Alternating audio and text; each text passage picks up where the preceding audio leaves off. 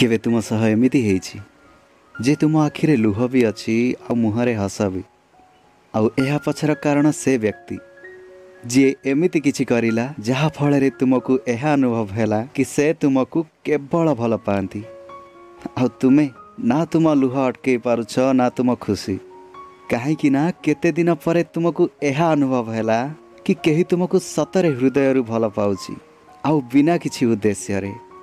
आउ एमिति प्राय बहुत भाग्यवान सह होइथाए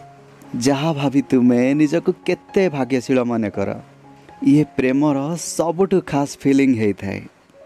आउ जदि तुमे एमिति किछि एक्सपीरियंस करिछ त प्रकृत रे तुमे बहुत बड़ लकी सब बेले साथी हेई रहिबो आउ परस्पर सहारा हेबो। Good luck.